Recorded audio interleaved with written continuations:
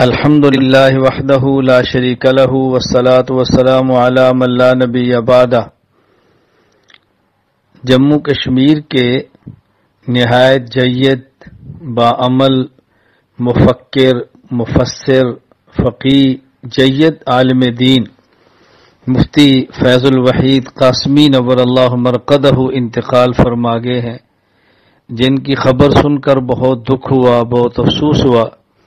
انا للہ و انا الیہ راجعون۔ ان للہ ما اخذ ولہ ما اعطى وکل شیء عنده باجل مسمى۔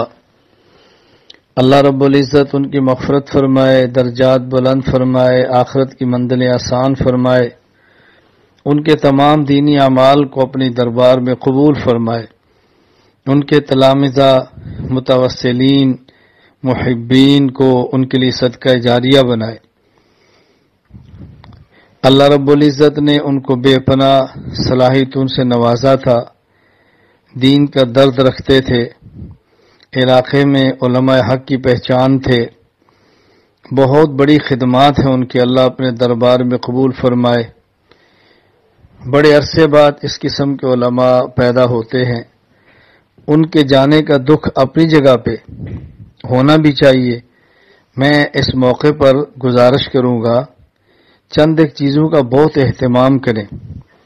نمبر 1، حضرت مفتی صاحب کے اہل خانہ یا ان کے تعلق والے احباب سے تعزیت کریں، حضرت کے لیے مسلسل اصال ثواب کریں، ان کے لیے مغفرت کی دعا کریں، ان کے ادارے کی ترقی کی دعا بھی کریں، کوشش بھی کریں۔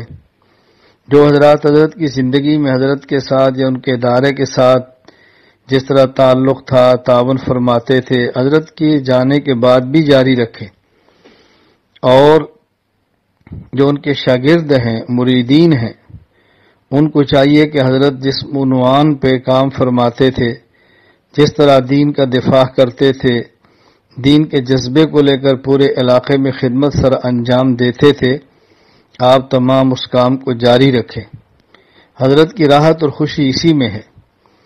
اور ایک اہم گزارش کہ کسی شخص کے جانے پر افسوس اپنی جگہ پہ، جو حضرات زندہ ہیں، کام کر رہے ہیں، ان کی قدر فرمائیں، ان کے ساتھ تعاون فرمائیں، ان کے لیے دعائیں کریں، اور ان کی شرور اور فتنوں سے حفاظت کے لیے اللہ کے حضور ہاتھ پھیلا کر دعائیں مانگیں کہ اللہ تعالیٰ ان کی دعوت کو قبول فرمائے، محنت کو قبول فرمائے۔